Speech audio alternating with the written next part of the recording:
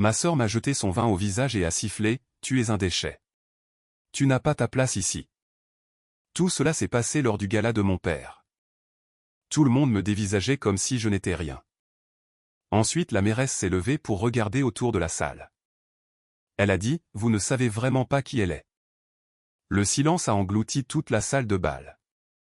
Ma sœur a pâli quand la mairesse a ajouté, « Elle est celle ayant fait cela. » Mais permettez-moi de vous demander quelque chose avant de vous dire exactement ce que la mairesse a révélé pour figer ma sœur toxique sur place et détruire complètement le faux empire de ma famille.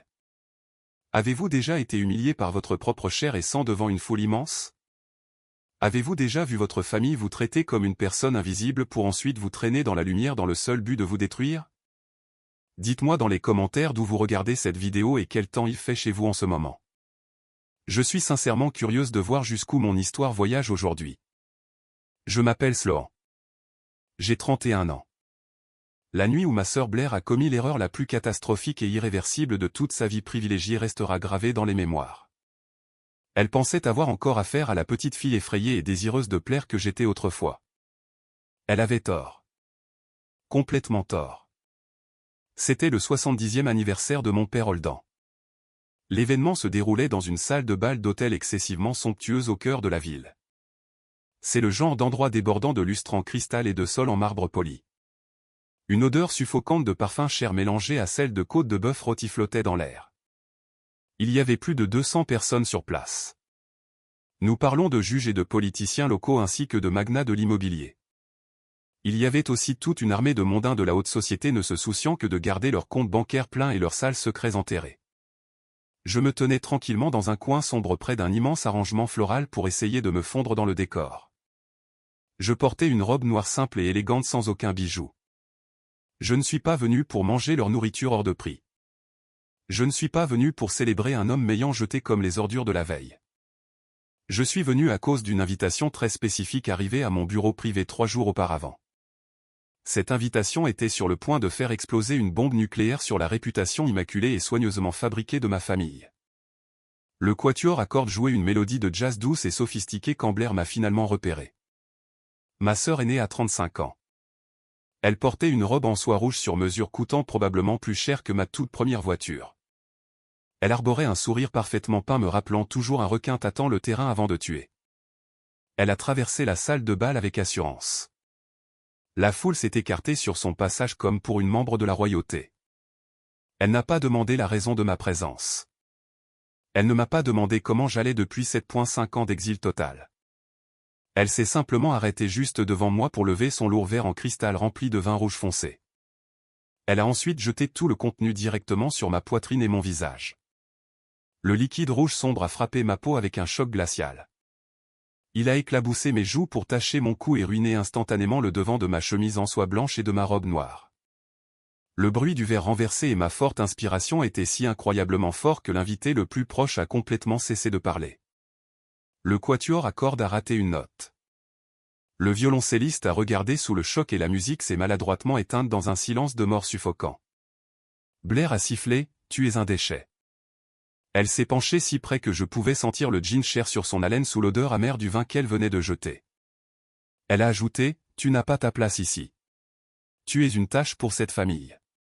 Sors d'ici avant que je ne demande à la sécurité de te traîner dans la rue à ta juste place. » Personne n'a bougé pendant une longue et atroce seconde. Le silence dans cette salle de bal était si lourd qu'on avait l'impression de pouvoir s'y étouffer physiquement. Exactement 200 paires d'yeux riches et pleins de jugement étaient fixés directement sur moi. J'ai lentement regardé vers la table d'honneur. Mon père est le grand Holden Sterling. Cet homme célébré comme un pilier de la communauté et un modèle de moralité a vu exactement ce qui s'est passé. Il a vu sa fille aînée agresser publiquement sa plus jeune fille. Savez-vous ce qu'il a fait? Il a lentement tourné la tête de l'autre côté pour prendre son verre d'eau pétillante et boire une gorgée. Ma mère Vera était assise juste à côté de lui. Elle a nerveusement ajusté son collier de perles avec des mains tremblant légèrement. Elle a regardé ses genoux en faisant semblant d'être soudainement profondément fascinée par la broderie de sa serviette. Il laissait faire comme toujours. Il y a 7 ans je me serais complètement effondré si ce scénario exact s'était produit. J'aurais éclaté en sanglots hystériques. J'aurais enfoncé mes ongles si fort dans les paumes de mes mains qu'elles auraient saigné. J'aurais couru par la porte de service arrière en m'excusant à voix haute tout en suffoquant de ma propre honte pathétique. Mais je n'ai pas pleuré. Je n'ai pas tremblé. Je n'ai même pas rompu le contact visuel avec le regard furieux et haineux de Blair. J'ai calmement glissé la main dans mon petit sac noir pour sortir un épais mouchoir blanc. J'ai lentement et délibérément essuyé le vin rouge de ma joue. J'ai regardé la tache rouge sombre s'épanouir sur le papier blanc. Ensuite j'ai regardé à nouveau Blair. Elle respirait fortement en attendant mon habituel effondrement émotionnel. J'ai souri. C'était un sourire très petit et très froid ainsi que très calculé. J'ai demandé, pensais-tu vraiment que j'allais m'enfuir cette fois Blair? Ma voix dépassait à peine un murmure mais elle portait parfaitement dans la pièce silencieuse et morte. Sa confiance suprême a vacillé pendant une fraction de seconde. Ses yeux ont rapidement parcouru la pièce. Elle a soudainement réalisé que mon manque total de réaction la faisait paraître déséquilibrée et psychotique devant ses riches donateurs. Elle a ouvert la bouche pour appeler les agents de sécurité en hurlant. Cependant la nuit n'était plus sous son contrôle. La vraie raison de ma présence dans cette pièce allait se révéler. Vous devez comprendre le musée de douleurs tordues construit pour moi quand je n'étais qu'un fantôme hantant leur maison parfaite. Cela vous aidera à comprendre pourquoi Blair me détestait assez pour m'attaquer publiquement et pourquoi mes parents l'ont permis sans hésiter. Voulez-vous savoir ce qu'il faut pour transformer une fille désespérée et aimante en une arme de destruction massive? En grandissant dans la maison Sterling, je n'ai jamais été une fille. J'étais un accessoire ne parvenant pas à s'assortir aux meubles chers. J'étais l'enfant invisible et le bouc émissaire ultime. Vous savez exactement ce que je veux dire si vous connaissez les dynamiques familiales toxiques. Blair était l'enfant prodige. Tout ce qu'elle faisait était un triomphe absolu. Mes parents lui achetaient un trophée pour avoir des poumons en bonne santé si elle éternuait. Mon père jetait à peine un coup d'œil à ma copie si j'obtenais une note parfaite à un test de mathématiques avancées. Il demandait simplement pourquoi mon écriture n'était pas plus soignée. J'ai passé toute mon enfance à essayer d'acheter leur amour avec une obéissance aveugle. Je suis devenu la personne voulant plaire à tout le monde par excellence. J'ai ravalé ma colère. Je cachais mes larmes dans mon oreiller la nuit. J'acceptais chaque blague cruelle et blessante faite à mes dépens. Je pensais qu'il finirait par me remarquer et m'aimer si je pouvais être assez petite et assez silencieuse ainsi qu'assez serviable. Laissez-moi vous faire une visite rapide de mon musée personnel de la douleur. Première pièce à conviction. Quand j'avais 12 ans, j'ai passé 3 semaines atroces à peindre un paysage magnifique et incroyablement détaillé pour un concours d'art scolaire au niveau de l'État. J'y ai mis toute mon âme. J'ai remporté la première place. J'ai fièrement ramené la toile à la maison pour la placer sur le manteau du salon en espérant que ma mère serait enfin fière de moi. Le lendemain matin, elle avait disparu. J'ai cherché dans toute la maison en panique. Je l'ai finalement trouvée poussée au fond de la poubelle huileuse du garage. La toile était violemment déchirée en deux. Blair l'avait jetée car selon ses propres mots elle prenait l'espace où elle voulait exposer son nouveau ruban de participation d'un récital de danse amateur local. Quand je suis allé pleurer auprès de ma mère, elle m'a dit d'arrêter d'être si dramatique. Elle m'a dit d'arrêter d'agir comme une victime et de respecter les accomplissements de ma sœur. Deuxième pièce à conviction concernant ma remise de diplôme universitaire. J'ai occupé 3 emplois différents au salaire minimum pour payer mes études dans une université publique. Mon père avait catégoriquement refusé de payer le moindre dollar pour un diplôme en commerce qu'il jugeait totalement inutile. Le jour où j'ai enfin traversé cette scène pour obtenir mon diplôme, j'ai regardé dans l'immense public. Ma section de siège spécifique était complètement vide. Pas une seule personne de ma famille ne s'est présentée. Ni mes parents, ni mes tantes, ni ma sœur. Pourquoi? Parce que c'était le jour exact où Blair a décidé d'organiser une ouverture en douceur pour son nouveau spa de luxe. C'était une entreprise de vanité entièrement financée par mon père avec des centaines de milliers de dollars. Ils n'ont pas pu consacrer 1 heure pour ma remise de diplôme. Ils ont cependant passé 10 heures à boire du champagne cher dans un spa ayant finalement fait totalement faillite 6 mois plus tard. Mais ce n'était que des échauffements. La troisième pièce à conviction est l'endroit où la véritable et terrifiante méchante Blair Sterling brille vraiment. C'est le premier coup de couteau massif qu'elle a planté dans mon dos. À l'âge de 23 ans, je pensais honnêtement avoir enfin trouvé ma voie d'évasion. J'étais fiancé à un homme nommé Preston. Il était un avocat d'affaires junior très beau et incroyablement charmant. Pour la première fois de ma misérable vie, il m'a fait sentir que je comptais vraiment. Nous planifions un petit mariage tranquille. C'était quelque chose de simple et très éloigné de l'influence toxique et suffocante de ma famille. J'étais heureuse. J'étais vraiment et profondément heureuse. Blair ne pouvait pas le supporter. Elle ne voulait pas de Preston. Elle n'aimait même pas sa personnalité. Elle pensait qu'il était ennuyeux et pauvre. Mais il m'appartenait. Dans le cerveau tordu et profondément narcissique de Blair, je n'avais pas le droit d'avoir quoi que ce soit qu'elle n'avait pas d'abord. Si j'étais heureuse, cela signifiait qu'elle perdait. Exactement 3 semaines avant le jour de mon mariage, je suis allé à l'appartement de Preston pour le surprendre avec un déjeuner fait maison. Sa porte d'entrée était déverrouillée. Je suis entré en portant un sac en papier marron. J'ai immédiatement entendu des bruits étranges venant de la chambre principale. Je me suis figé dans le couloir. Le son du rire moqueur distinct et aigu de ma sœur a résonné dans le couloir. Je suis resté là à sentir mon monde entier se désintégrer en cendres. J'ai poussé la porte de la chambre juste assez pour les voir. Je n'ai pas crié. Je n'ai pas pleuré. Je me suis simplement retourné pour sortir et jeter le déjeuner dans la poubelle à l'extérieur. Plus tard dans la nuit, j'ai confronté Preston. Il s'est effondré en pleurant comme un enfant pathétique. Il m'a donné une excuse dégoûtante sur la façon dont Blair l'avait poursuivi sans relâche en manipulant ses émotions quand il était stressé par le travail. Il a admis qu'elle lui envoyait des textos très explicites depuis 6 mois. Elle le coinçait lors d'événements familiaux pour l'épuiser jusqu'à ce qu'il fasse finalement une erreur. Il a imploré mon pardon à genoux. J'ai enlevé ma bague de fiançailles pour la jeter aussi fort que possible sur sa poitrine. Je suis sorti de sa vie pour toujours. Le lendemain même, quand j'ai confronté Blair dans l'immense cuisine en marbre de nos parents, elle n'a même pas bronché. Elle a simplement bu une gorgée lente de son café glacé. Elle m'a regardé de haut en bas comme si j'étais un déchet et Harry. Elle a dit, s'il t'aimait vraiment Sloan, il ne m'aurait même pas regardé.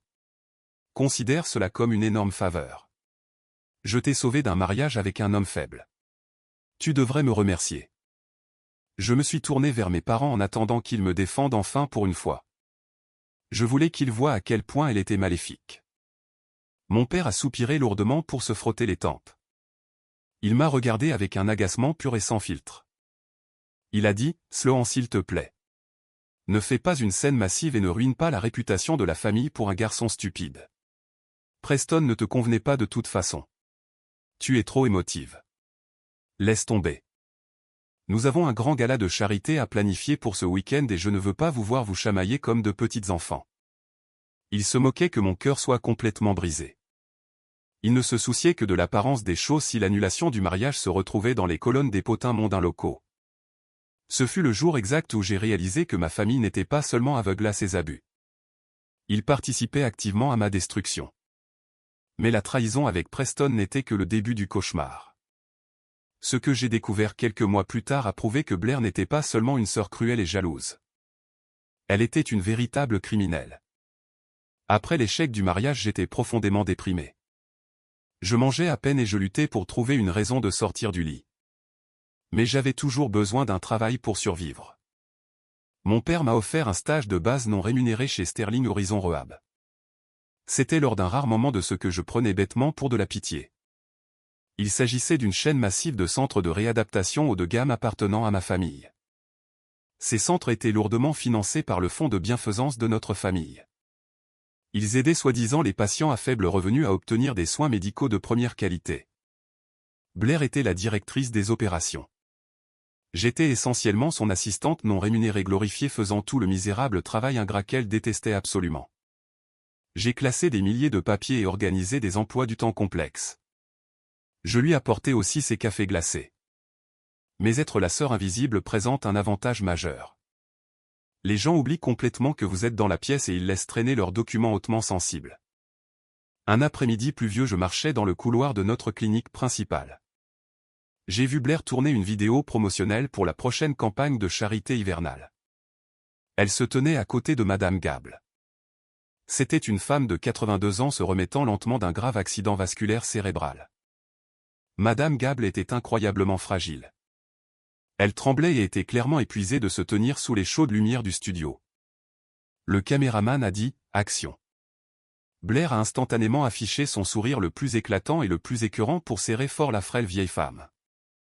Blair a dit directement à la caméra avec une voix dégoulinante de fausse empathie, « Nous nous soucions de chaque vie précieuse ici chez Sterling Horizon. » Mais Madame Gable a perdu l'équilibre pour trébucher légèrement et tousser. Elle a ruiné la prise parfaite. Le sourire radieux de Blair a disparu instantanément. Son visage s'est transformé en un masque de rage pure. Elle a attrapé le bras frêle de la vieille femme beaucoup trop fort. Blair a aboyé avec une voix tombant dans un grognement vicieux et haineux, « Pouvez-vous juste rester immobile pendant 2 maudites minutes ?» Elle a ajouté, « Nous essayons de collecter des fonds pour payer votre existence misérable et pathétique, alors ne gâchez pas ma prise une fois de plus. » Regardez la caméra et essayez d'avoir l'air reconnaissante. J'ai regardé les yeux voilés de Madame Gable se remplir de larmes silencieuses et humiliées. Cela m'a complètement retourné l'estomac. Je me suis avancé pour intervenir. Blair a fait signe avec colère à l'équipe de tournage de recommencer à tourner. Elle est instantanément revenue à son faux personnage radieux et angélique. Cette nuit-là, mon sang bouillait. Je suis resté tard au bureau soi-disant pour organiser certains dossiers de fournisseurs dans l'immense bureau de Blair. Je cherchais un contrat de restauration spécifique quand j'ai trouvé un dossier caché et non marqué. Il était enterré tout au fond de son classeur verrouillé. Le tiroir était légèrement coincé et j'avais réussi à l'ouvrir avec un ouvre-lettres.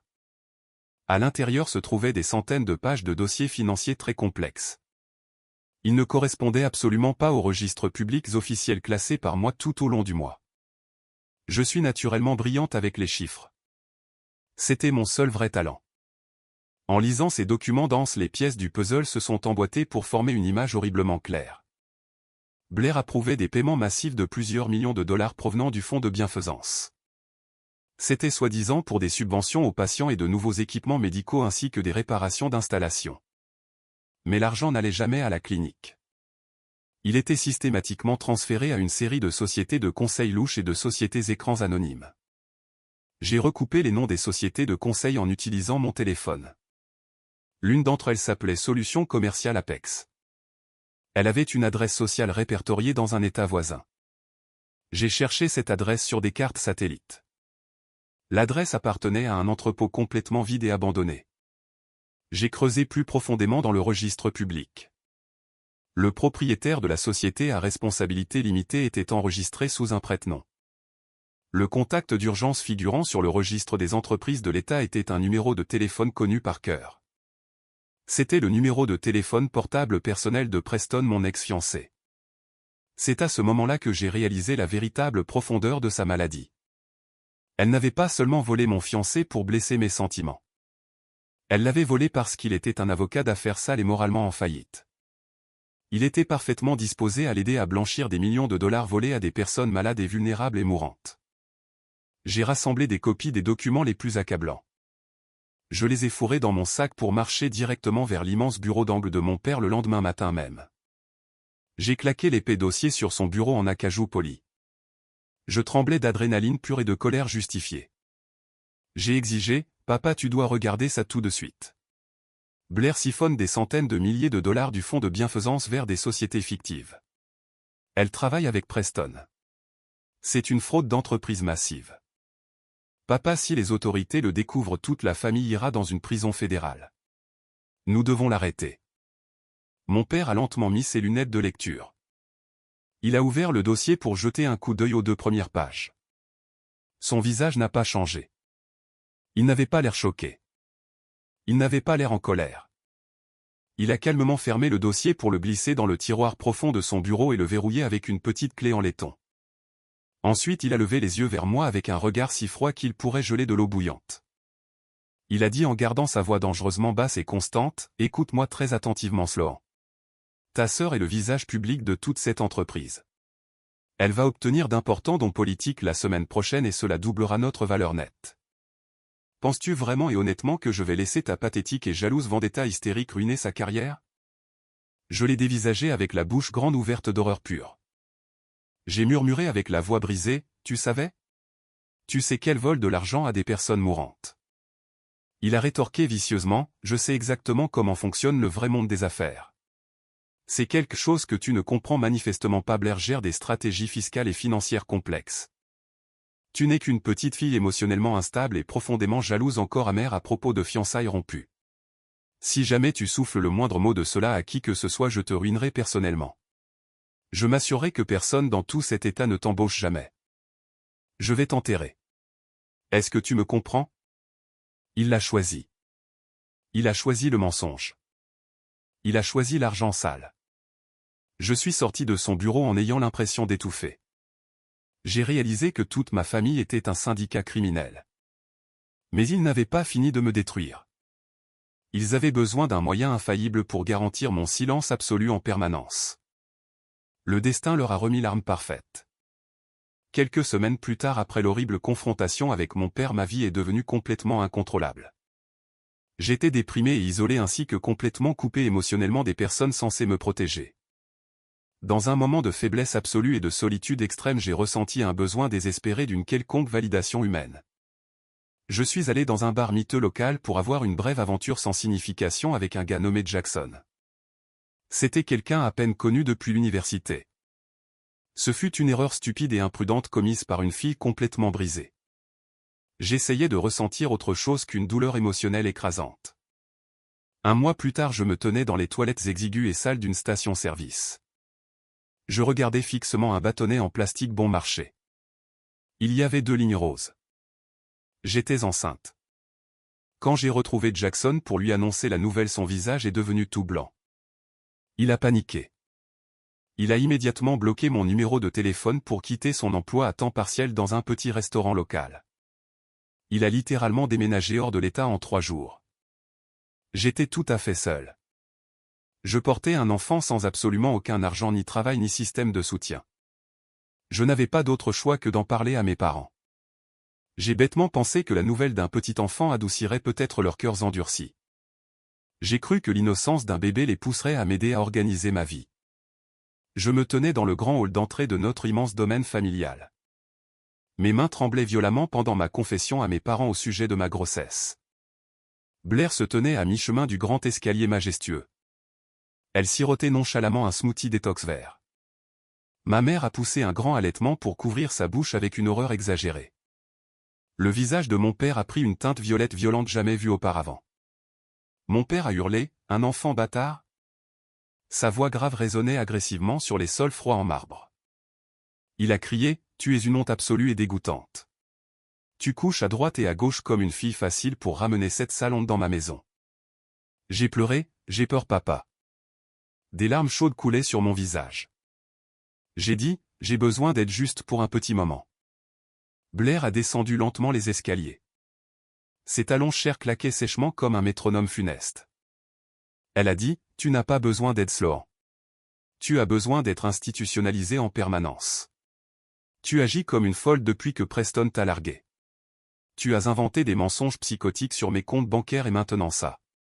Tu es malade dans ta tête. » C'est exactement à ce moment-là que la machine des relations publiques de la famille est passée à la vitesse supérieure. En 48 heures, mon père avait systématiquement répandu une rumeur vicieuse dans tout notre riche cercle social. Il prétendait que j'avais souffert d'une grave dépression nerveuse. Ils m'ont dépeinte comme une fille délirante et très instable ainsi que dangereuse. Selon eux, je devais être tenu à l'écart de la société normale pour mon propre bien. C'était la couverture absolument parfaite. Si la sœur folle et amère et enceinte essayait un jour de dénoncer à la police la disparition des fonds de charité, personne ne croirait un traître mot de ce qu'elle dirait. Mon père m'a tendu 2 sacs poubelles en plastique noir. Il m'a dit d'emballer mes vêtements bon marché. Il m'a ensuite poussé physiquement par la lourde porte d'entrée en chêne dans le vent glacial de novembre. Il a immédiatement annulé mes cartes de crédit pour couper mon forfait téléphonique. Il a ordonné au gardien du domaine d'appeler la police si j'essayais de remettre les pieds sur la propriété. J'avais exactement $200 sur mon compte courant. J'ai passé la toute première nuit à dormir sur la banquette arrière exiguë de ma vieille Honda Civic sur le parking brillamment éclairé d'un supermarché. Il faisait si incroyablement froid que je pouvais clairement voir ma propre respiration remplir la voiture. Je me suis enveloppé dans tous les manteaux en ma possession en tenant mon ventre. J'ai pleuré si fort que j'ai fini par vomir par la portière de la voiture. Le lendemain matin, j'étais désespéré et affamé. J'étais absolument terrifié pour le petit bébé grandissant en moi. J'ai marché vers un téléphone public sale devant une station-service. J'ai utilisé mes dernières pièces pour appeler le téléphone portable privé de ma mère. Je pensais qu'en tant que mère elle ne pourrait pas laisser sa fille enceinte mourir de froid dans une voiture. J'ai supplié, maman s'il te plaît. Mes dents claquaient de manière incontrôlable. J'ai dit, j'ai tellement froid. Je n'ai rien mangé depuis hier matin. Transfère-moi juste 500 $ s'il te plaît. Juste assez pour une chambre de motel bon marché et sûr pendant une semaine afin de trouver un travail de serveuse. S'il te plaît maman ne laisse pas ton petit enfant geler. Il y a eu une longue et atroce pause à l'autre bout du fil. Je l'ai entendu soupirer lourdement. Ma mère a dit, Sloan tu t'es fait ça à toi-même. Sa voix dégoulinait d'une fausse sympathie écœurante. Elle a ajouté, ton père a gelé tous les comptes bancaires. Je n'ai accès à aucun argent en ce moment. J'ai les mains complètement liées. Tu dois apprendre une dure leçon sur les conséquences. Je suis tellement désolé mais je ne peux absolument pas t'aider. Elle m'a raccroché au nez. La tonalité ressemblait exactement à un électrocardiogramme plat sur un moniteur d'hôpital. Je l'ai cru. Je l'ai vraiment cru. Je croyais que ma mère n'était qu'une victime impuissante et maltraitée de la nature contrôlante et dominante de mon père. J'ai survécu à cet hiver brutal en allant dans des refuges pour femmes bondées. Je mangeais de la soupe à la tomate en conserve provenant de banques alimentaires locales. Je nettoyais des chambres de motel crasseuses pour de l'argent au noir. C'était l'enfer absolu sur Terre. Mais voici le deuxième rebondissement massif de l'histoire. C'est celui ayant finalement tué la dernière once d'amour humain ressenti pour ma mère. Des années plus tard j'ai enfin obtenu l'accès légal au dossier financier de la famille. J'ai vu les relevés bancaires officiels de ce jour précis. C'était le jour où je l'avais appelée en pleurant depuis un téléphone public glacial. C'était le jour où elle m'avait dit manquer d'argent et avoir les mains liées. Cet après-midi-là exactement 2 heures après avoir raccroché au nez de sa fille enceinte désespérée et transie de froid ma mère a signé un énorme chèque personnel de 200 000 $. À qui l'a-t-elle donné? Elle l'a donné à Blair. C'était un acompte de luxe pour une immense villa de vacances d'été dans les Hamptons. Elle m'a littéralement laissé dormir dans une voiture glaciale pour que son enfant prodige puisse avoir une deuxième maison de vacances. C'est exactement cette nuit-là que la Sloan faible et pathétique voulant plaire à tout le monde est morte pour toujours. La femme s'étant réveillée le lendemain matin ne voulait plus de leur amour. Elle voulait une justice pure et inaltérée. On dit que toucher le fond est une fondation solide pour construire une vie complètement nouvelle. Ils ont absolument raison. J'ai officiellement changé mon nom légal pour abandonner complètement le nom de famille toxique Sterling. J'ai pris le nom de jeune fille de ma mère Miller. Je suis devenu Sloan Miller.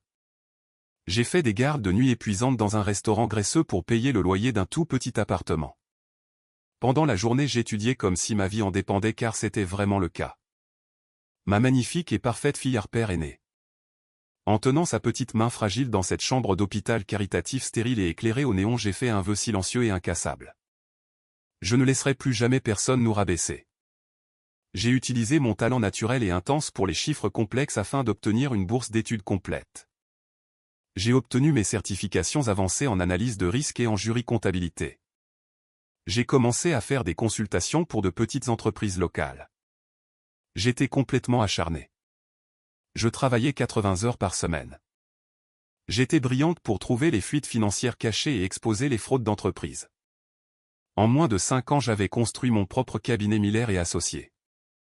Nous sommes rapidement devenus l'un des cabinets d'analyse de risque les plus impitoyables et craints et respectés de tout l'État. Je gagnais des millions de dollars mais je vivais incroyablement discrètement. Pas de voiture de sport voyante ni de couverture de magazine ni de fête de la haute société. Je suis resté complètement sous le radar.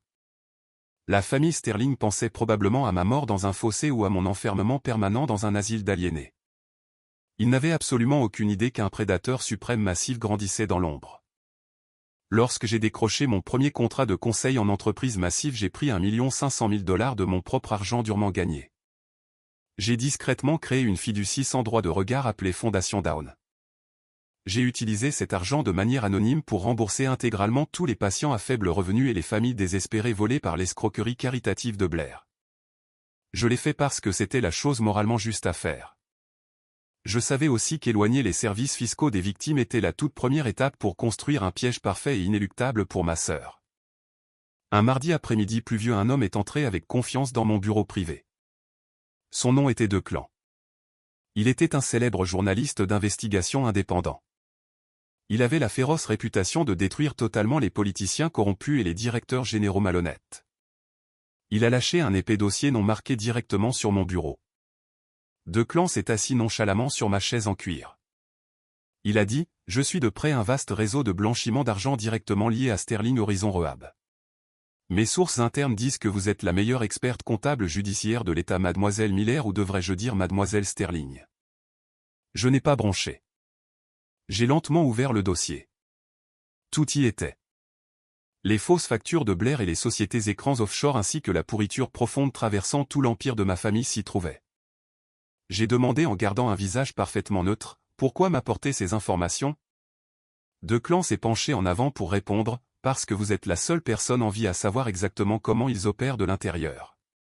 Et parce que j'ai trouvé autre chose dans les archives profondes et restreintes du greffier du comté. C'est quelque chose que votre père a payé un avocat très cher et très corrompu pour enterrer il y a 7,5 ans.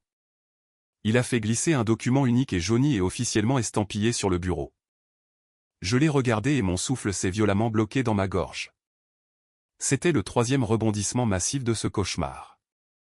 C'était le véritable et dernier testament complètement inaltéré de mon défunt grand-père. Mon grand-père était un homme dur et impitoyable mais il était incroyablement vif d'esprit. Il a construit toute la fortune familiale à partir de rien. Il est mort quand j'avais 22 ans juste avant l'effondrement de ma vie. À l'époque mon père a dit à tout le monde que mon grand-père lui avait laissé l'intégralité du domaine et les parts majoritaires de la fondation. Il prétendait que les petits-enfants étaient exclus. C'était un mensonge dégoûtant. J'ai fixé la signature audacieuse sur la page. Mon grand-père avait vu clair dans le narcissisme toxique de Blair et l'arrogance aveuglante de mon père. Il savait qu'il ruinerait absolument l'héritage. Le vrai testament stipulait clairement qu'à son décès 60% de la richesse totale de la famille et le pouvoir de vote majoritaire dans la fondation devaient être placés dans une fiducie irrévocable uniquement à mon nom. 60%. J'étais l'actionnaire majoritaire. J'étais la propriétaire légitime de tout l'empire. Mon père et Blair avaient illégalement soudoyé l'avocat de la famille pour sceller cette vraie version du testament et appliquer une ancienne version révoquée. C'était la vraie raison terrifiante de leur désir désespéré de me jeter dehors. Ils voulaient me qualifier de folle pour ruiner complètement ma crédibilité publique. Il ne s'agissait pas seulement de cacher la fraude caritative. Si j'étais resté dans cette maison avec un avocat compétent, j'aurais fini par découvrir la vérité. Ils ont jeté une fille enceinte terrifiée dans les rues glaciales pour voler violemment son héritage légal. Un calme froid et terrifiant a envahi tout mon corps. J'ai levé les yeux vers Declan. J'ai demandé, « Vous voulez les exposer au public ?» Il a souri brusquement, « Je veux gagner le prix Pulitzer. Vous voulez une vengeance de sang-froid. Nous formons une très bonne équipe. » J'ai secoué lentement la tête, « Je ne veux pas de vengeance de clan. La vengeance est désordonnée et bruyante et émotionnelle.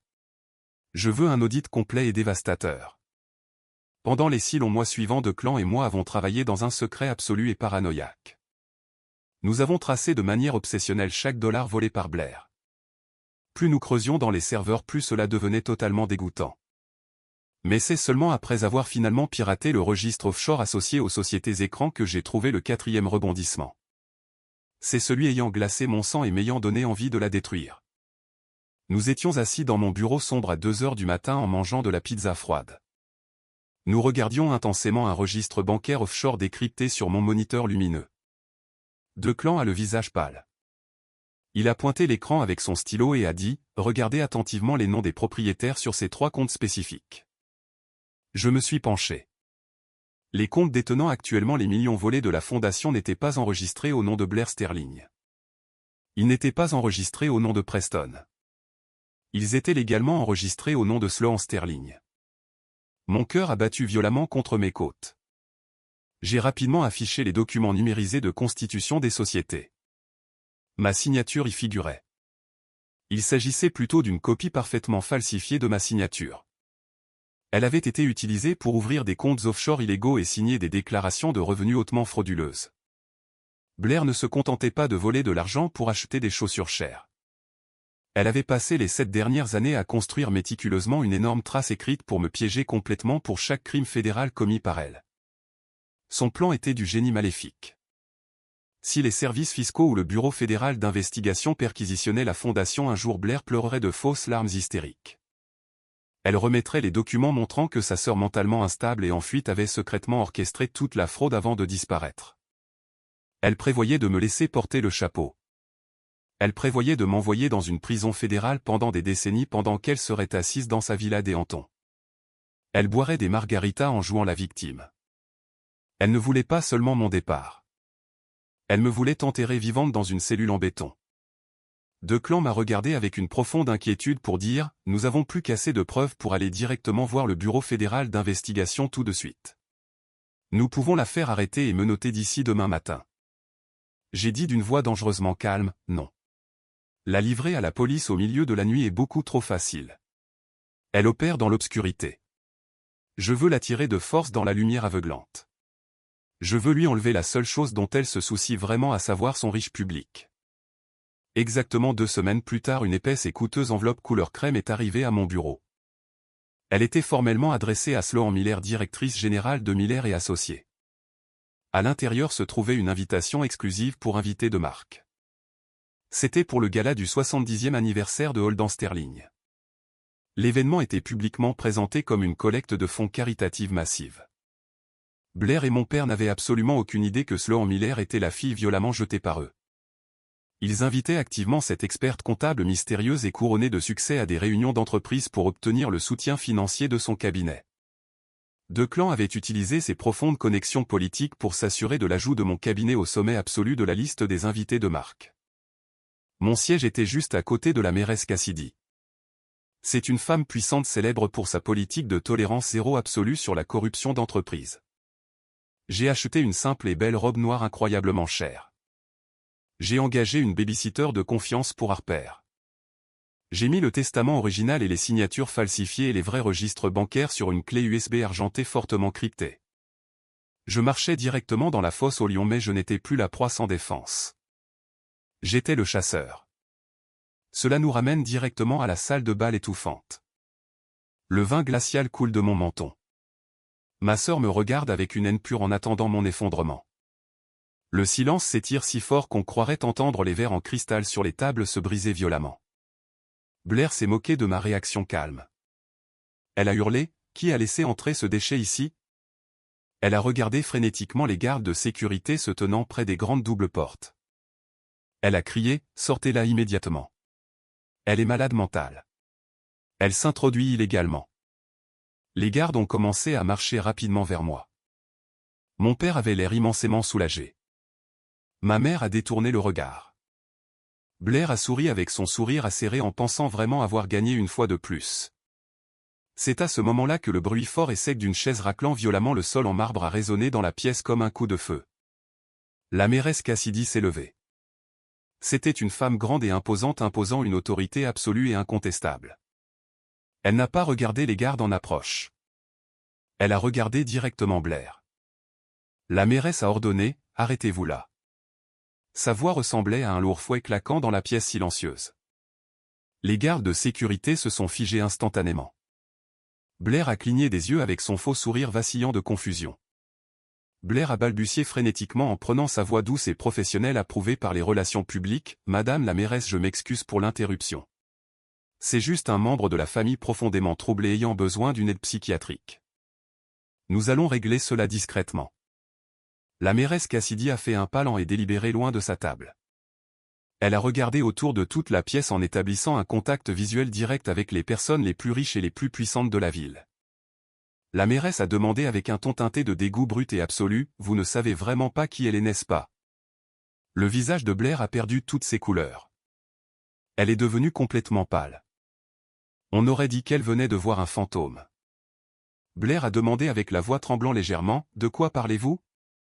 Le silence a englouti toute la salle de bal. La mairesse a dit en se tournant pour me pointer directement du doigt, elle est celle vous ayant sauvé. Si vous appréciez l'histoire jusqu'à présent et voulez voir exactement comment Sloan détruit l'empire toxique de sa famille devant tout le monde, veuillez cliquer sur le bouton j'aime et vous abonner à la chaîne et laisser un commentaire ci-dessous avec le nom de votre ville de résidence. Chaque commentaire aide cette vidéo à atteindre plus de personnes pouvant avoir besoin d'entendre ce message. Merci beaucoup pour votre soutien. Maintenant retournons au feu d'artifice. La mairesse a dit avec sa voix puissante résonnant sur les hauts plafonds peints de la salle de bal, elle est celle vous ayant sauvé. Elle m'a pointé directement avec un doigt manucuré. Toute la pièce a semblé cesser de respirer. Exactement 200 des personnes les plus puissantes de la ville étaient figées dans leurs chaises coûteuses avec leur verre de champagne en suspens à mi-chemin de leur bouche. Je me tenais là. Le vin rouge sombre coulait toujours lentement de ma robe ruinée sur le sol en marbre. Je ne me sentais plus humilié. Je me sentais comme un juge se préparant à prononcer une sentence finale et dévastatrice. Le visage de Blair s'est contorsionné en un mélange bizarre de confusion absolue et de panique pure. Ses yeux ont fait la navette sauvagement entre moi et la mairesse Cassidy. Blair a balbutié avec sa voix perdant soudain tout son venin arrogant, « Madame la mairesse, je pense qu'il y a un terrible malentendu. Voici ma sœur Sloan en rupture de ban. Elle est profondément malade. Elle est au chômage. Elle est fauchée. Elle a l'habitude d'inventer des mensonges insensés et dramatiques pour attirer l'attention. S'il vous plaît, ne la laissez pas ruiner la belle soirée de mon père. » Avant même la réponse de la mairesse, ma tante Margot a presque bondi de sa chaise à la table familiale.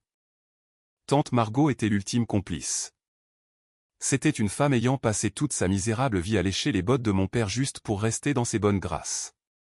Elle a accouru vers moi pour m'attraper le coude avec ses doigts pointus et osseux.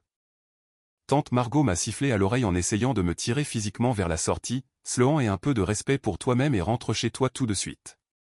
Tu embarrasses la famille. Tu contraries ton père.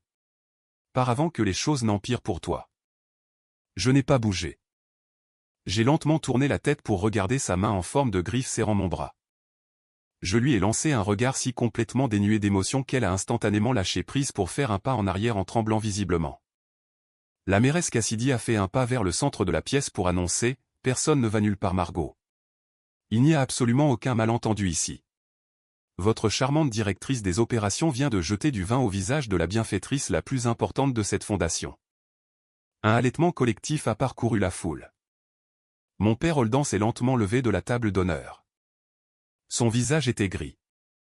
L'image du milliardaire confiant et intouchable s'effondrait rapidement. Il a demandé avec la voix tremblante pour la première fois de sa vie, « Mairesse Cassidy, qu'insinuez-vous exactement ?» La mairesse a répondu sèchement, « Je n'insinue rien, Holden. J'énonce un fait certifié. L'année dernière, votre fonds de charité se noyait discrètement dans un déficit massif et faisait face à un recours collectif catastrophique de la part des familles à faible revenu soi-disant servies par vos cliniques. Une fiducie complètement anonyme appelée Fondation Down est intervenue. Ils ont transféré 1 500 000 $ pour couvrir vos mystérieux déficits financiers et indemniser les victimes. Cet argent a sauvé votre fondation d'une fermeture complète par l'État. Cela vous a sauvé d'une enquête fédérale. » La mairesse s'est tournée pour regarder directement dans les yeux terrifiés de Blair. Elle a ajouté, « La seule fondatrice et financière et directrice de la Fondation Down se tient juste devant vous. Elle est couverte de votre vin. Son nom est Sloan Miller. » Le silence ayant suivi était si profond qu'il en était en fait assourdissant. On pouvait entendre le faible bourdonnement de l'unité de climatisation. On pouvait entendre la glace fondre dans les verres d'eau. Tout le monde me dévisageait. La fille fauchée et folle et bannie était la sauveuse millionnaire secrète de l'Empire Sterling. Blair a littéralement trébuché en arrière. Ses talons hauts se sont accrochés au tapis. Elle a murmuré en secouant violemment la tête, « Non. C'est impossible.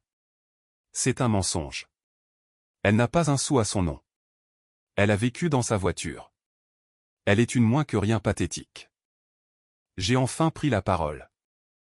Ma voix était calme et mesurée et complètement impitoyable. J'ai dit en la transperçant du regard, « J'étais une moins que rien, Blair. Jusqu'à ce que tu me jettes. Ensuite j'ai dû devenir quelqu'un d'autre. Mais ma sœur était une narcissique malveillante. Les narcissiques ne se rendent pas lorsqu'ils sont acculés. Ils doublent la mise. Ils attaquent. » Blair était sur le point de jouer ce qu'elle croyait être son atout ultime et imbattable. Elle ignorait complètement qu'elle marchait droit dans le piège le plus humiliant jamais tendu par moi. Blair a redressé sa posture en essayant désespérément de retrouver son équilibre. Elle a lissé le devant de sa coûteuse robe en soie rouge pour afficher un faux sourire condescendant ressemblant plutôt à une grimace. Elle m'a tourné le dos pour s'adresser à toute la salle de bal. Elle a levé les mains comme une prédicatrice calmant un troupeau confus. Blair a projeté sa voix dégoulinante d'une confiance forcée, « Mesdames et messieurs, s'il vous plaît. Je ne sais pas comment ma sœur a réussi à tromper le bureau de la mairesse avec de faux documents sur cette prétendue fondation Down. Mais c'est clairement un coup psychotique élaboré. Ma sœur est obsédée par l'idée de me détruire depuis 7 ans. Elle s'est tournée pour regarder la mairesse. Ses yeux brillaient d'une arrogance désespérée.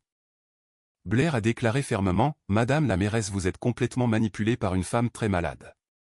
Ma fondation n'a absolument rien à cacher. En fait, notre transparence financière est inégalée dans tout cet État. La semaine dernière, nous avons subi un audit financier rigoureux et totalement volontaire. Nous n'avons pas fait appel à n'importe qui. Nous avons engagé le cabinet d'analyse de risque le plus impitoyable et brillant de la côte est. Nous leur avons payé 150 000 $ pour examiner chaque centime en notre possession. » Blair a regardé mon père qui hochait lentement la tête en s'accrochant à ce radeau de sauvetage mensonger. Blair a annoncé haut et fort en s'assurant que les investisseurs dans la pièce entendent le nom prestigieux, Miller et Associés. Miller et Associés a réalisé notre audit pour nous donner un bilan de santé financier absolument parfait et sans faille. Nos comptes sont immaculés. Donc quels que soient les mensonges insensés que ma sœur essaie de vous vendre ce soir, ils sont complètement réfutés par les meilleurs comptables du secteur. Un murmure de soulagement a envahi les riches donateurs dans la pièce. Ils connaissaient le nom de Miller et Associés. C'était une référence absolue. Si ce cabinet disait que la charité était propre, alors elle l'était. Ils ont recommencé à me regarder avec pitié en supposant ma folie et ma jalousie de sœur faisant une scène désespérée. J'ai laissé le murmure enfler. J'ai laissé Blair savourer sa victoire pathétique et temporaire. Je l'ai laissé se sentir en sécurité pendant exactement 10 secondes. Ensuite j'ai de nouveau glissé la main dans mon petit sac noir. Je n'ai pas sorti un mouchoir cette fois-ci. J'ai sorti une élégante carte de visite noire mat. J'ai fait 2 pas en avant pour réduire la distance entre ma sœur et moi. J'ai levé la main pour lancer nonchalamment la carte de visite en l'air. Elle a volté pour atterrir parfaitement sur la nappe blanche immaculée de la table de marque la plus proche. Elle est tombée juste à côté du verre de vin vide de Blair. J'ai ordonné, « Lis ça ». Ma voix n'était pas forte mais elle a coupé la pièce comme une lame de rasoir. Blair a baissé les yeux vers la carte. Elle a hésité. Ses mains tremblaient. Elle l'a lentement ramassée pour la tenir entre ses doigts parfaitement manucurés. Elle a fixé les lettres en relief argenté sur la carte noire. J'ai regardé ses yeux faire des allers-retours pendant sa lecture des mots. J'ai regardé son âme quitter son corps. Sa mâchoire s'est littéralement décrochée. Ses yeux se sont tellement écarquillés que j'ai cru les voir sortir de son crâne. La couleur a complètement quitté son visage pour la laisser avec l'apparence d'un cadavre terrifié. Elle a essayé de parler mais seul un son sec et étouffé est sorti de sa gorge. J'ai demandé en faisant un autre pas pour la forcer à me regarder, « Qu'est-ce que ça dit Blair ?» J'ai ajouté, « Lis-le à la salle. Lis-le à la mairesse. Lis-le à tes précieux investisseurs. » Elle ne pouvait pas parler. Le papier tremblait violemment dans sa main. Je l'ai donc lu pour elle. J'ai annoncé à la salle de bal silencieuse et morte, Sloan Miller. Directrice générale et associée directrice principale. Miller et associée. Quelqu'un au fond de la pièce a poussé un grand halètement de choc. Mon père s'est effondré sur sa chaise comme frappé physiquement à la poitrine. Ma mère a couvert son visage de ses 2 mains pour commencer à sangloter. J'ai souri à ma sœur d'un vrai sourire terrifiant.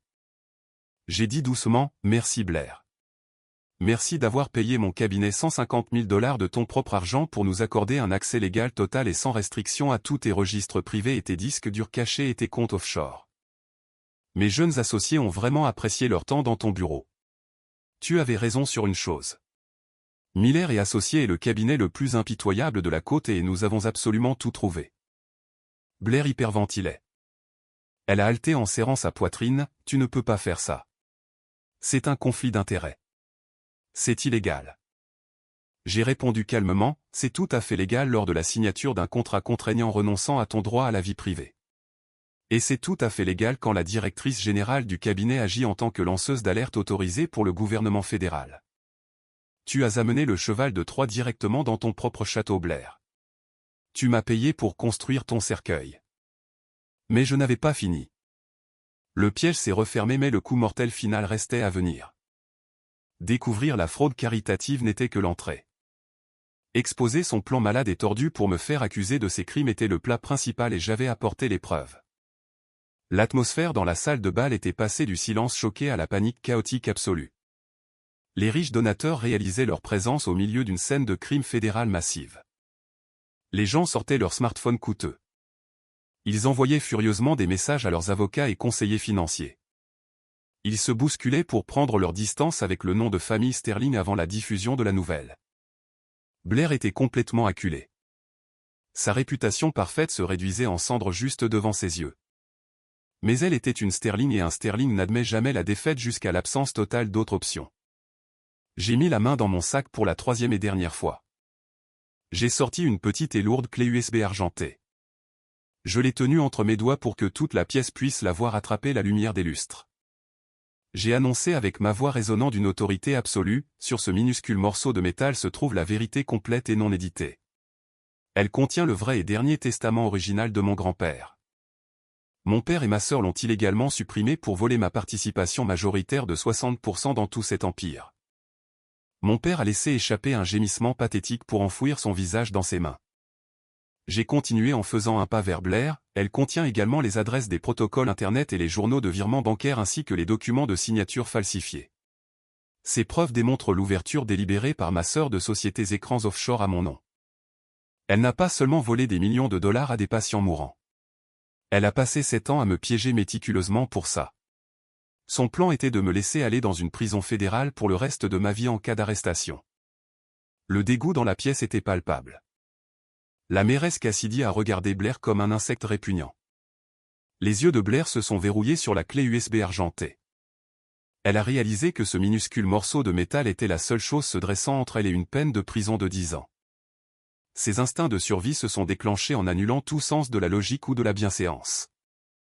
Elle s'est jetée sur moi. Elle s'est littéralement jetée comme un animal sauvage. Ses mains parfaitement manucurées griffaient mon visage mais j'étais prête. J'ai esquivé son attaque maladroite. Cependant la tante Margot s'est précipitée sur moi de l'autre côté à ce moment-là. Margot m'a percuté avec son épaule pour me déséquilibrer légèrement. La clé USB a glissé de mes doigts pour frapper le tapis. Margot a plongé pour l'attraper avec une vitesse insoupçonnée chez la vieille femme. Elle a arraché la clé argentée du sol avec les yeux écarquillés par une folie désespérée. Margot a hurlé à plein poumon en étant complètement déséquilibrée, personne ne blesse cette famille. Personne ne détruit les Sterling. Avant que quiconque ne puisse l'arrêter, Margot s'est retournée pour courir vers la massive tour de champagne en cristal de 20 étages. Elle dominait le centre des tables de buffet. Avec un cri hystérique, elle a jeté la clé USB argentée directement au centre de la tour. C'était le chaos absolu. La clé a frappé le niveau supérieur en brisant instantanément 3 verres en cristal. L'impact a compromis toute la structure avec un fracas catastrophique assourdissant. Toute la tour de 20 étages s'est effondrée. Des milliers d'éclats de cristal coûteux et des litres de champagne collant ont plu sur le sol en marbre. La clé USB a été complètement enterrée dans un gâchis étincelant et ruiné de verre et de liquide. La pièce a explosé en cris. Les gens ont bondi en arrière pour éviter le verre volant. Blair se tenait haletante. Elle fixait la tour de champagne détruite. Elle a regardé les décombres puis elle m'a regardé. Lentement un sourire dérangé et triomphant s'est répandu sur son visage. Elle a commencé à rire. C'était un son psychotique horrible et grinçant. Blair a ri en pointant le tas humide et scintillant de verre brisé. Elle a dit, c'est parti. Les preuves ont disparu, espèce de fille stupide. C'est ruiné. C'est complètement gorgé d'eau et brisé. Tu n'as rien. Tu ne peux rien prouver sans les fichiers originaux. Je gagne. Je gagne toujours. Elle pensait vraiment m'avoir battu. Elle croyait avoir trouvé une voie d'évasion miraculeuse à la toute dernière seconde. Je me tenais là entouré de mondains hurlants. Je regardais le visage déséquilibré et victorieux de ma sœur. Je n'ai pas paniqué. Je n'ai pas crié. J'ai simplement laissé échapper un soupir doux et sincère. J'ai haussé un sourcil et balayé nonchalamment un grain de poussière de ma robe noire ruinée. J'ai dit avec une voix dégoulinante de pitié intense et écrasante, « Blair, pensais-tu vraiment et honnêtement qu'une des meilleures analystes judiciaires des risques du pays entrerait dans une pièce pleine de voleurs et de menteurs connus en tenant la seule copie originale des preuves ?» Son rire horrible s'est coupé instantanément. Le sourire dérangé s'est figé sur son visage. Elle a murmuré, « Quoi ? J'ai haussé les épaules, c'était une clé leur vierge. Je l'ai achetée pour 6 $ dans une station-service sur mon chemin pour venir ici ce soir. Je l'ai apportée spécifiquement en sachant que ta rage narcissique et violente et prévisible te pousserait à essayer de la détruire physiquement. J'avais besoin de voir tout le monde dans cette pièce assister à ta tentative active de destruction de preuves, en particulier la mairesse. J'ai tapoté ma montre-bracelet. J'ai expliqué lentement en regardant son monde s'effondrer enfin de façon permanente, les véritables fichiers de données fortement cryptés étaient entièrement automatisés. Ils étaient programmés pour être envoyés automatiquement au serveur personnel du procureur et de la division de la criminalité en col blanc du Bureau fédéral d'investigation ainsi qu'aux services fiscaux il y a exactement 15 minutes. J'ai fait une pause pour laisser la terreur absolue l'envahir. J'ai dit doucement, écoute. Toute la salle de bal est redevenue silencieuse comme la mort. Ensuite nous l'avons tous entendu à travers l'air calme de la nuit à l'extérieur de l'hôtel. C'était le hurlement aigu et distinct des sirènes de police. Et elle devenait de plus en plus forte et proche. J'ai souri, elle s'arrête déjà devant le hall d'entrée. Blair, le spectacle est terminé. Le son des sirènes de police en approche a été le catalyseur ultime de la destruction complète et totale de la cellule familiale Sterling. Les lourdes portes en chêne de la salle de bal se sont ouvertes à la volée. Plusieurs gardes de sécurité de l'hôtel se sont précipités à l'intérieur, l'air paniqué. Ils criaient que des agents fédéraux bouclaient agressivement le bâtiment. Les riches donateurs et politiciens n'ont pas attendu pour offrir leur soutien. C'était comme regarder un navire en train de couler rempli de rats. Les investisseurs se bousculaient en piétinant les arrangements floraux coûteux.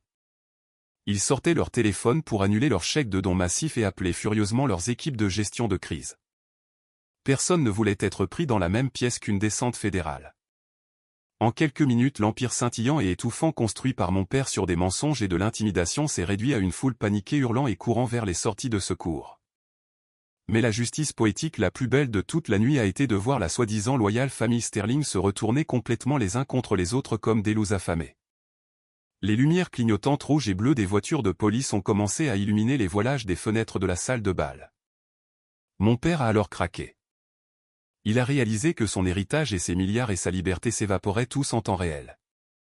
Il a marché vers Blair avec le visage tordu par une rage que j'avais vu diriger uniquement contre moi auparavant.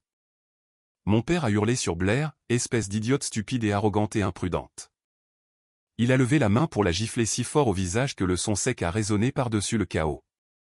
Blair a trébuché en arrière en serrant sa joue rouge et cuisante. Elle a regardé l'homme l'ayant vénéré pendant 35 ans avec un choc pur. Holden a hurlé en lui crachant au visage, « Tu as tout ruiné. J'ai couvert ton petit stratagème de détournement pathétique pour protéger l'entreprise. Et tu as été assez négligente pour laisser cette misérable exclue retracer l'argent. Tu l'as piégé. Tu as laissé une trace écrite. Tu vas porter le chapeau pour ça entièrement, Blair. Je dirai aux fédéraux que je ne savais absolument rien. » Mais Blair n'était pas un soldat loyal. Elle était un parasite égoïste. Au moment où elle a réalisé que son père bien-aimé la jetait sous le bus pour sauver sa propre peau, elle a mordu vicieusement en retour. Blair a crié avec la voix se brisant d'hystérie, « Tu crois pouvoir rejeter toute la faute sur moi, espèce de vieillard lâche? Je n'ai pas soudoyé l'avocat. Tu l'as fait. C'est toi qui as engagé les voyous pour intimider l'avocat de grand-père afin d'enterrer le vrai testament. » Elle a continué, « Tu as commis une fraude criminelle pour voler l'héritage de Sloan avant même que je ne touche un centime de l'argent de la charité. J'ai les enregistrements audio de tes réunions, papa. J'ai tout enregistré. Si je vais dans une cellule fédérale, je t'entraîne directement en enfer avec moi. » Ils se hurlaient dessus pour se déchirer mutuellement. Ils étaient complètement inconscients de ma présence juste là pour les regarder s'autodétruire. Il n'y avait aucune loyauté. Il n'y avait aucun lien familial. Il n'y avait que de la cupidité et la réalisation terrifiante qu'ils allaient enfin faire face aux conséquences de leurs actes. Ensuite j'ai senti une main faible et tremblante attraper mon poignet. C'était ma mère Vera. Son maquillage coûteux était complètement ruiné pour couler sur son visage entraîné noir sombre. Elle avait l'air de 10 ans de plus qu'il y a à peine une heure. Elle est tombée à genoux juste devant moi. Elle pleurait hystériquement en attrapant le tissu de ma robe noire ruinée. Ma mère a sangloté avec une plainte pathétique et aiguë, « Sloan, s'il te plaît. Je t'en prie, ma petite fille, tu dois arrêter ça. Tu dois dire à la mairesse que tu as fait une erreur. Dis-leur que c'était un malentendu. S'il te plaît Sloan, ils vont prendre la maison. Ils vont mettre ton père en prison. Il va mourir là-bas. Je n'aurai plus rien. Tu ne peux pas faire ça à ta propre famille. J'ai baissé les yeux sur la femme m'ayant donné la vie. J'ai regardé ses mains manucurées serrant ma robe en implorant ma pitié. Je ne me sentais plus en colère. Je ne me sentais pas triste. Je me sentais juste complètement et totalement vide. J'ai détaché doucement mais fermement ses doigts tremblants de ma robe. J'ai reculé pour la regarder de haut alors qu'elle était agenouillée dans le vin renversé et le cristal brisé. J'ai dit avec ma voix incroyablement douce mais complètement inébranlable, « Tu as fait ton choix il y a 7 ans maman. Quand je t'ai appelé de ce téléphone public glacial en suppliant pour une chambre de motel pour que ton petit enfant ne meure pas de froid dans une voiture, tu m'as dit avoir les mains liées. Ensuite tu as acheté une villa dans les Hantons. » Ses yeux se sont écarquillés d'horreur. Elle a réalisé que je savais tout. Elle a compris qu'elle n'avait plus aucun moyen de pression. Je lui ai dit, « Tu n'as plus de fille Vera. Tu m'as vendu pour une maison de vacances. Profite du rien absolu qu'il te reste. » J'ai tourné le dos à sa silhouette sanglotante pour marcher vers la petite scène à l'avant de la pièce.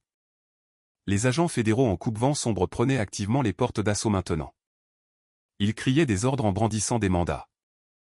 Mais j'avais une dernière chose à faire avant de laisser ce cauchemar toxique derrière moi pour toujours. J'ai monté les petites marches vers la scène surélevée. Le microphone censé être utilisé pour le grand discours d'anniversaire d'autocongratulation de mon père était toujours sur le podium. Il était allumé et prêt. Je me suis avancé vers le microphone. J'ai regardé l'immense salle de bal chaotique. Des agents fédéraux séparaient activement ma sœur hurlante et mon père transpirant et paniqué. La tante Margot était assise par terre en pleurant dans ses mains.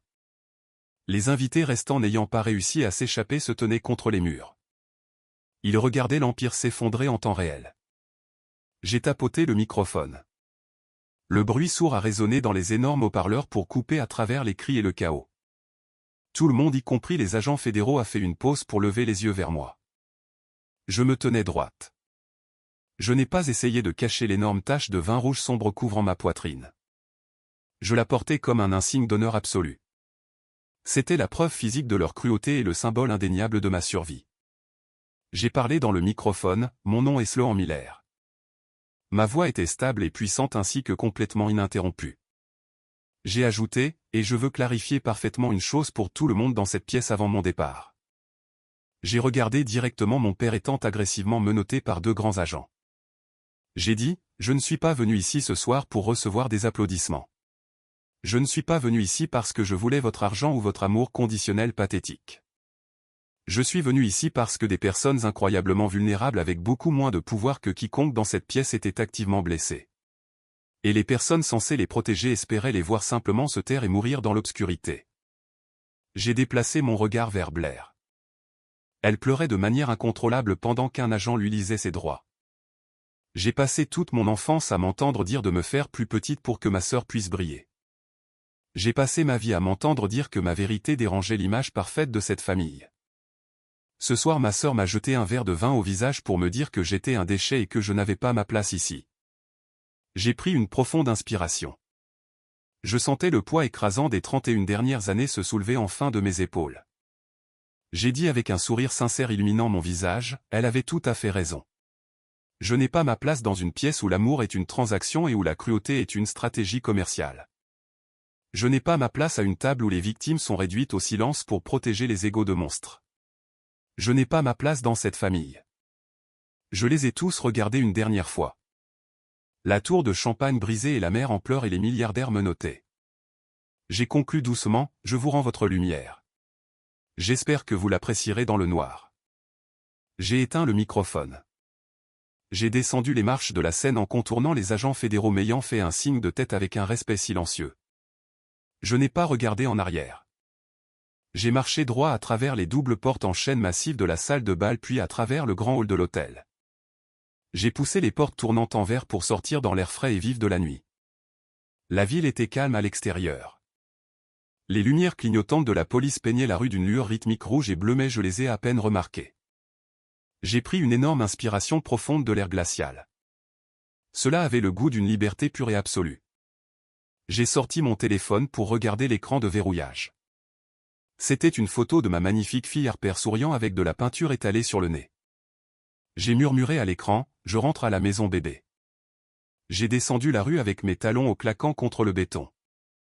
Je laissais l'héritage Sterling brûler jusqu'au sol derrière moi. Je n'avais pas besoin de rester pour regarder les cendres tomber. J'avais une belle et paisible vie m'attendant. Et pour la toute première fois elle était entièrement à moi. Exactement 6 mois se sont écoulés depuis la nuit du gala. Les retombées ont été plus massives et destructrices que prévu. Les actualités locales n'ont parlé de rien d'autre pendant des semaines. Les tentatives pathétiques de Blair pour négocier un accord de plaidoyer ont complètement échoué. Elle n'avait aucun moyen de pression car j'avais remis au procureur une trace écrite parfaitement cryptée et indéniablement prouvée. Il s'agissait de fraude électronique et de vol d'identité ainsi que de détournement grave de fonds de charité. Il y a 2 semaines elle a été officiellement condamnée à 10 ans dans un pénitencier fédéral. Le juge a spécifiquement noté son manque total de remords et sa tentative terrifiante de piéger sa sœur enceinte et éloignée pour ses crimes. Il n'y a pas de robe en soie ni de jean cher dans une prison fédérale. Mon père ne s'en est pas beaucoup mieux sorti. Le scandale a déclenché un exode massif immédiat d'investisseurs et de partenaires. L'empire de réhabilitation Sterling Horizon s'est complètement effondré sous le poids des enquêtes fédérales. Les services fiscaux ont saisi presque chaque actif pour payer les énormes pénalités de fraude fiscale. Mon père a été forcé de déclarer une faillite totale et humiliante. Le stress immense de la perte de sa précieuse réputation publique lui a causé un grave accident vasculaire cérébral. Il a survécu mais il vit actuellement dans un établissement de soins médiocre financé par l'État. L'ironie ne m'échappe pas. Quant à ma mère Vera, elle n'a pas été inculpée au pénal. Mais elle s'est retrouvée sans absolument rien. Pas de manoir ni de villa dans les hantons ni d'abonnement au club privé. Elle a déménagé dans un petit appartement exigu à la périphérie de la ville. La semaine dernière mon téléphone a vibré. C'était un message texte d'un numéro inconnu. Mais j'ai instantanément reconnu le ton désespéré et pleurnichard. Le message disait « Slorence et maman. S'il te plaît, je suis si seul. Ton père est malade et Blair est parti. Je sais avoir fait des erreurs mais je suis toujours ta mère. Je suis toujours la grand-mère d'Harper. La famille c'est la famille. S'il te plaît, laisse-moi venir voir ma petite fille. Je veux juste la serrer dans mes bras. S'il te plaît, pardonne-moi. » Je me suis assise dans le magnifique salon baigné de soleil de ma nouvelle maison. J'ai regardé ma fille Harper âgée de 7 ans rire aux éclats. Elle peignait agressivement un immense océan bleu sur une grande toile installée dans le coin. Elle était en sécurité. Elle était profondément aimée. Elle ignorait complètement l'obscurité toxique repoussée par moi avec tant de force. J'ai de nouveau baissé les yeux sur le message de la femme m'ayant laissé geler dans une voiture pour acheter une maison de vacances. J'ai ressenti une brève et microscopique lueur de pitié. Elle a été instantanément éteinte par le féroce instinct protecteur d'une vraie mère. Le pardon est un beau concept mais il ne nécessite pas de donner aux personnes toxiques l'accès à votre paix. Guérir ne signifie pas ouvrir la porte aux monstres ayant essayé de vous briser. Je n'ai pas tapé de réponse. J'ai simplement appuyé sur le bouton de blocage et supprimé le message avant de poser mon téléphone face cachée sur la table. Je me suis approché pour prendre un pinceau et aider ma fille à peindre un soleil jaune vif dans son ciel bleu. Gagner n'a jamais consisté à les détruire. Gagner, c'était réaliser que je n'avais jamais eu besoin d'eux en premier lieu. J'ai construit mon propre empire et ma propre famille et mon propre bonheur absolu à partir des morceaux brisés jetés par eux. Mais je veux vous passer la parole. Je sais que certaines personnes regardant cette vidéo se sont entendues dire de pardonner à leurs agresseurs simplement à cause du même sang partagé. De nombreuses personnes dans les commentaires en ligne m'ont dit que j'avais été trop incroyablement dur avec ma mère à la fin. Ils disaient qu'elle n'était qu'une victime faible et soumise au lavage de cerveau de mon père et de ma sœur. Il ajoutait que j'aurais dû la laisser voir sa petite fille car elle n'a plus rien. Qu'en pensez-vous? Le complice silencieux est-il tout aussi coupable que la personne tenant le couteau? Ai-je eu complètement tort de fermer définitivement la porte à ma propre mère ou ai-je eu raison de protéger la paix de ma fille à tout prix? Donnez-moi votre opinion honnête dans les commentaires. Je lis absolument chacun d'entre eux. Merci beaucoup d'avoir regardé et écouté et partagé ce voyage avec moi. Si vous avez déjà été l'enfant invisible, rappelez-vous que votre silence n'est pas une faiblesse. C'est juste le calme avant votre rugissement.